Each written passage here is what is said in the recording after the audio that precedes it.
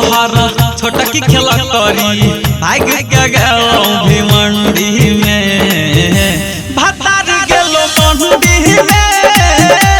कोना के रहता ठंडी में भातार गेलो मंडी में कोना के रहता ठंडी में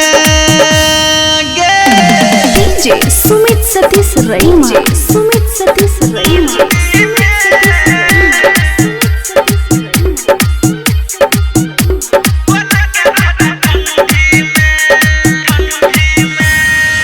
जहिया से गेलो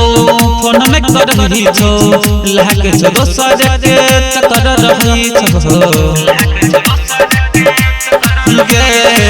जहिया से गेलो फोन में कर रही छो लहके छो दोसर के चक्कर रही छो रह जाई घमंडी में कोना के रहबे ठंडी में भातार गेलो मंडी में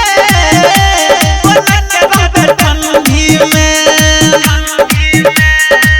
ननद तोहर छोटा की खेला करी भाग के गेलो भिमंडी में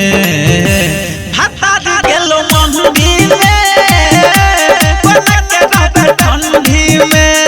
ब्लैंकेट लोले सुमित सतीश रईमा सुमित सतीश रईमा आप अभी सुन रहे हैं विराट म्यूजिक की शानदार प्रस्तुति।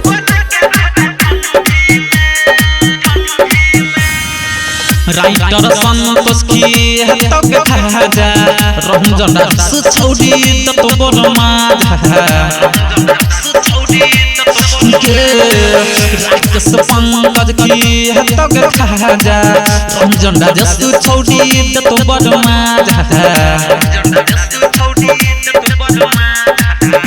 काम चलबो दोसर बंदी में कोना के रहबे ठंडी में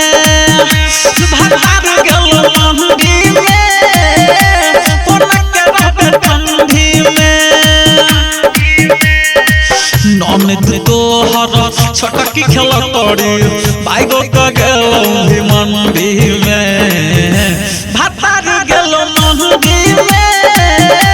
कोना के रहबे ठंडी में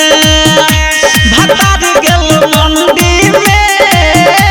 कोना के रहबे ठंडी में बर जा रहे छे बच के रही है।